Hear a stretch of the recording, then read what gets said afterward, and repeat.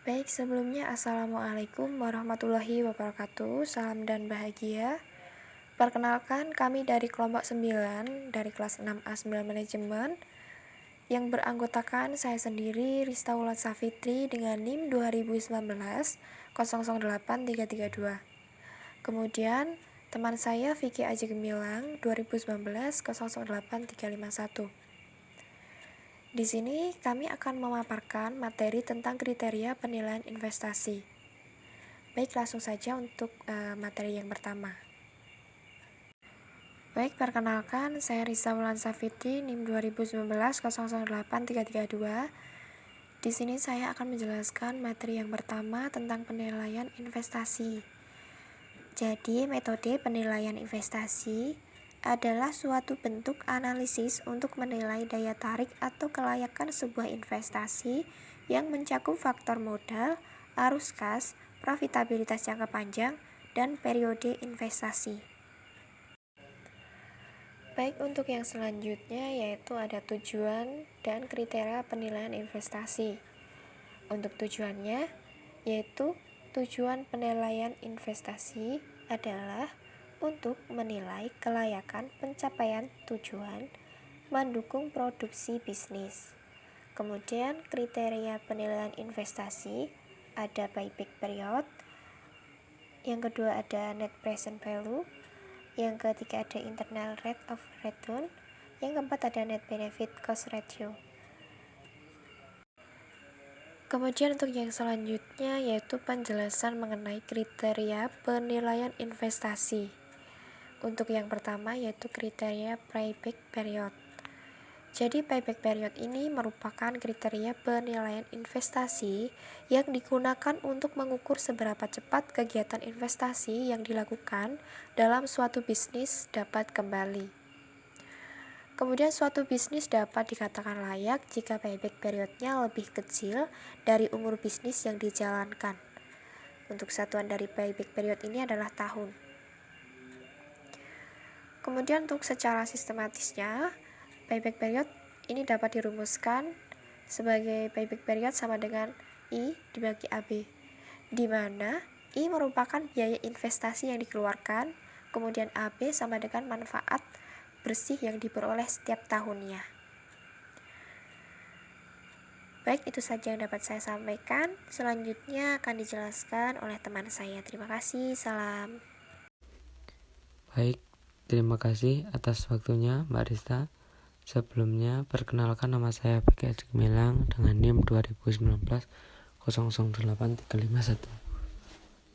Langsung saja, di sini saya akan melanjutkan presentasi dari Mbak Rista tadi. Yaitu di sini ada NPV. NPV merupakan nilai selisih antara total present value manfaat dengan total present value biaya atau penjumlahan dari presentasi tersebut manfaat bersih selama umur bisnisnya.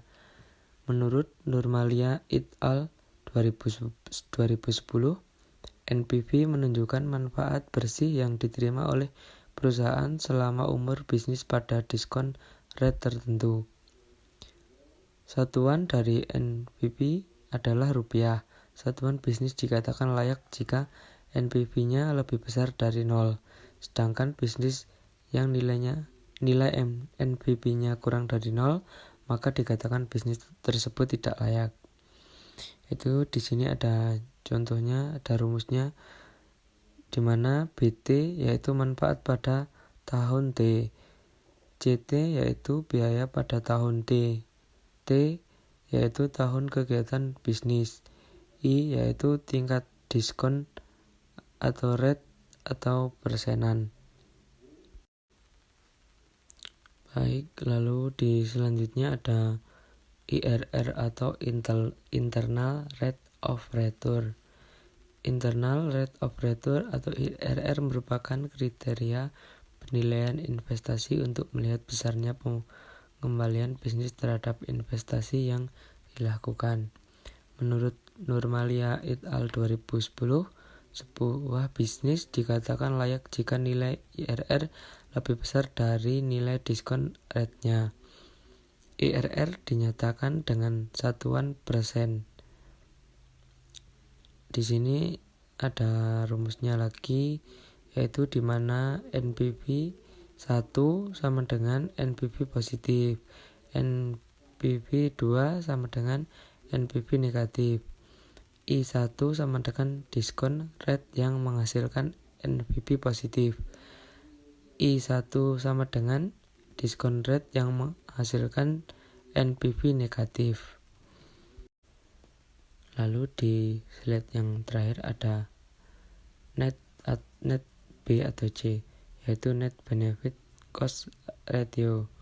Net benefit cost ratio merupakan salah satu kriteria penilaian investasi untuk menggambarkan manfaat bersih yang menguntungkan terhadap setiap satu satuan kerugian dari bisnis tersebut. Menurut Nurmaliana et al. 2010, suatu bisnis dikatakan layak jika nilai net B atau C-nya lebih dari 1. Sedangkan jika nilai net B atau C-nya kurang dari 1, maka bisnis tersebut dikatakan tidak layak.